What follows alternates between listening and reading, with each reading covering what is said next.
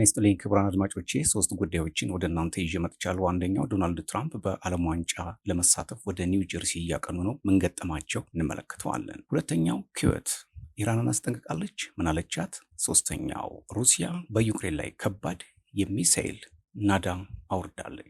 እነዚህ ጉዳዮች እንመለከታለን። ቶማይ ሚዲያን ልትከታተሉ ሰብስክራይብ፣ ላይክ፣ ሼር፣ ኮሜንት እያደረጋችሁ ቤተሰብ እንድትሆኑም የአክብሮት ግብዣይ ነው። ከመጀመሪያው መለሳለሁ። በ2026 የዓለም ዋንጫ የፍጻሜ ውድድር ስፔን ከአርጀንቲና ጋር በኒውዮርክ ኒው ጀርሲ ስታዲየም ሜትላይፍ ስታዲየም ለክብሩ ዋንጫ ለመፋለም ሰዓታት ቀርተዋቸዋል። ይህ ታሪካዊ ፍጻሜ በሜዳው ላይ ከሚታየው ላስጨራሽ ጨዋታ ባሻገር በአሜሪካም የስፖርት ታሪክ ትልቁ የደህንነትና የጥበቃ ስራ እየተዘረጋበት ሆኖ ተመዝግቧል። የአሜሪካው ፕሬዝዳንት ዶናልድ ትራምፕ ስታዲየሙ ተገኝተው ከፊፋ ፕሬዝዳንት ጂያኒ ኢንቲፋኖ ጋር በመሆን ዋንጫው እንደሚያበረክቱ በመረጋገጡ የፌዴራልና የሀገር ውስጥ የጸጥታ አካላት ስታዲየሙንና አካባቢውን በከፍተኛም የጥበቃ ደረጃ ሌቭል 1 ስፔሻል ኢቨንት ስር አውለውታል።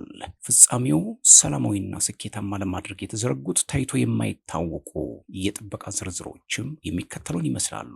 አንደኛው የኤፍ-16 የመከላከያ አውሮፕላኖች ከስታዲየሙ በላይ ያለውን የተከለለ የአየር ክልል በንቃት እየተቆጣጠሩት ይገኛሉ። በንስራይንም እየጠበቁ ነው። ምናልባት ትራምፕ ኢራን ትገለኛለች ማለታቸውን ተከትሎ ጥበቃው እየጠነከረ ሆኗል። ኢራንስ ምን ታደርግ ይሆን የሚለውም እየተጠበቀ ነው። ሁለተኛው ያልተፈቀዱ ድሮኖችና በረራዎችን ለመቆጣጠርና ለማስቆም ልዩ የቴክኖሎጂ ደህንነት ክፍሎች ተሰማርተዋል። ሶስተኛው ከፍተኛ ስልጣን ያላቸው ልዩ ጥበቃዎችና የጸጥታ አካላት ስታዲየሙ ጣሪያዎችና ስልታዊ ከፍታዎች ላይ ቅኝት እያደረጉ ይገኛሉ። አራተኛው በሺዎች የሚቆጠሩ የሴክሬት ሰርቪስ የኤፍቢአይ እና የክልል ፖሊስ አባላት በስታዲየሙ ዙሪያ ታይቶ የማይታወቅ ጥብቅ የጥበቃ ክበብ ፈጥረዋል። የክብር እንግዶች መገኛ ፕሬዚዳንት ትራምፕን ጨምሮ የስፔኑ ንጉስ ፊሊፖ ይገኛሉ። የስፔኑ ጠቅላይ ሚኒስትር ፔድሮ ሳንቼዝ፣ የካናዳው ጠቅላይ ሚኒስትር ማርክ ካርኔ እና የሜክሲኮዋ ፕሬዚዳንት ክላውዲያ ሽምባይም በስታዲየሙ ልዩ ቪአይፒ ክፍል ውስጥ ይገኛሉ። ዋይት ሀውስና የውድድሩ አስተባባሪዎች ደጋፊዎች ጨዋታው ከመጀመሩ ቢያንስ 4 ሰዓት በፊት ስታዲየም እንዲደርሱ ጥብቅ ማሳሰቢያ ተሰጥቷል። መዘግየቶችን ለማስቀረት የስታዲየሙ በሮች ቀድመው የሚከፈቱ ይሆናል። ዶናልድ ትራምፕ አሁን ኳስ የማይወዱት ፕሬዝዳንት ዛሬ ሜሲንና የክርስትና ልጁን ያማልን ለመመልከት በኒው ጀርሲ ስቴዲየም ይገኛሉ። የኢራን ፉከራና ዛቻ ምን ይሆን? የዶናልድ ትራምፕስ በዚህ ኳስ ላይ መገኘት አንድምታው ምን ይሆናል? አብረን እንከታተለዋለን። ሌላው መረጃ ኩዌት ኢራንን አስጠንቅቃለች። የኩዌት የጦር ኃይሎች በሀገሪቱ ላይ የተሰነዘሩ የኢራን ሚሳኤልና የሰው አልባ አውሮፕላን ጥቃቶችን እየመከተ መሆኑን ዓለም ይወቅልኝ ብሏል። የኩዌት መከላከያ ሚኒስቴር በመግለጫው የሀገሪቱን ሉዓላዊነትና የሕዝቧን ደህንነት ለማስጠበቅ የታጠቁ ወታደሮቿ በተጠንቀቅ ላይ መሆናቸውንም አረጋግጧል።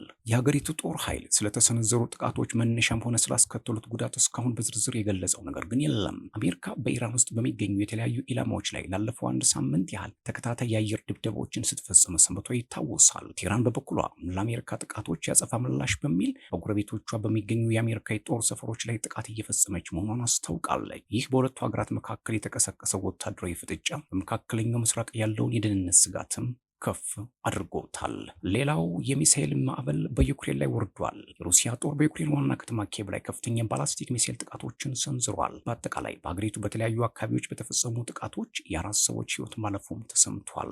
የኪየቭ የአየር መከላከያ ስርዓቶች የሚሳኤል ጥቃቶችን ለመመከት ጥረት ቢያደርጉም የወደቁት ፍርስራሾች የመኖሪያ ህንፃዎችና መሰረተ ልማቶች ላይ ጉዳት ማድረሳቸውን የሀገሪቱ ባለስልጣናት ገልጸዋል። ከዋና ከተማዋ በተጨማሪ በሌሎች የዩክሬን ከተሞች ላይ በተሰነዘሩ ድብደባዎች ሳቢያ በርካታ ንጹሃን ዜጎች መጎዳታቸውና የሞቱት ሰዎች ቁጥር ምን ሊያድግ እንደሚችል ተሰግቷል። የዩክሬን ፕሬዝዳንት ቮሎዲሚር ዜሌንስኪ ጽሕፈት ቤት የሩሲያን ጥቃት በመወገዝ ምዕራባውያን ዘመናዊ የአየር መከላከያ ስርዓቶችን እንዲያቀርቡ በድጋሚ ጥሪ አቅርቧል። ክቡራትና ክቡራን ለሰዓቱ የነበረኝ መረጃ ይህን ይመስል ነበር። ቶማይ ሚዲያን ሰብስክራይብ፣ ላይክ፣ ሼር፣ ኮሜንት እያደረጋችሁ አዳዲስ መረጃዎችን ታገኛላችሁ።